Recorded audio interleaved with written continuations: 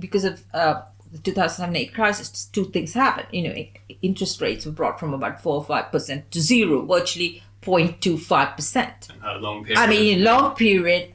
And then we had QE. Okay, so what QE did was, I was looking at the figures, in the UK, we had about 895 billion QE.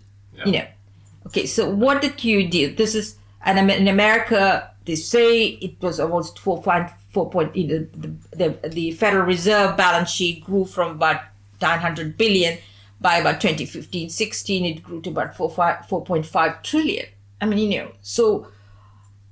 This is unprecedented. And then we got hooked onto it's like being on a cocaine addiction. Yeah, you get addicted to the effects. Completely,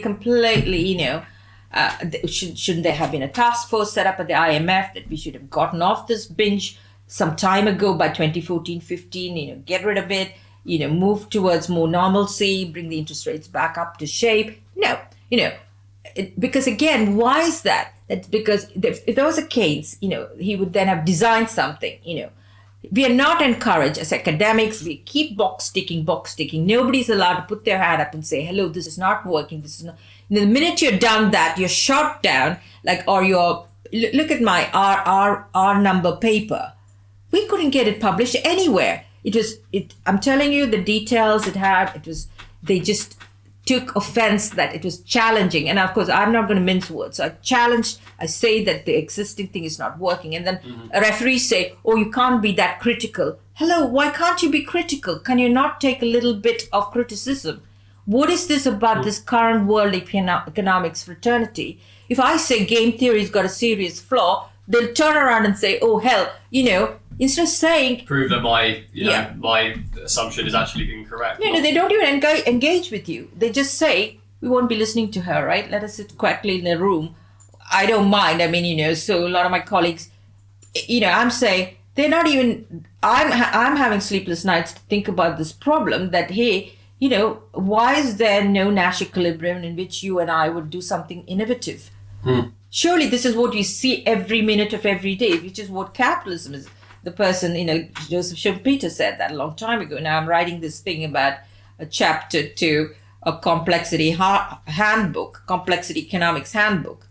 And so-called heterodox economics, so you think you've got one lot of people, the mainstream economists, who don't want to know, where's novelty coming from, their own, for instance, Paul Romer, who won the Nobel Prize, he said, surely macroeconomists should stop putting 101 shocks, technology shock, wage shocks.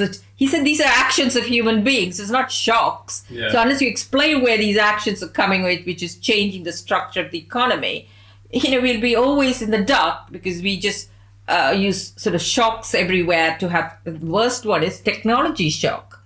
Because it's just so frequent and it changes all the time, particularly within the last sort of century or so. Yeah. What hasn't changed? The rate of technology change is accelerating. Is it a shock if it continually changes and shocks you? No, surely I would have thought economists would get up and think, well, how come we don't have a model of an epistemic, meaning to say something in our brain? Either we've got to show we are capable, models of rationality, we should be such that we are able to think outside the box. A basic thing like that. No. They wouldn't. Anybody who tries to suggest it, right, which I have. I've been doing this for some time. It's not like yesterday, today. I think ever since I heard Ken Binmore, it planted a seed in my head. I've been thinking about it ever since then, from my days at the LSE. I would say Essex has been at least tolerant. They tolerate me because I'm sitting there in my basement room and I'm writing these things. They may not be listening to me, but at least I haven't been fired from my job.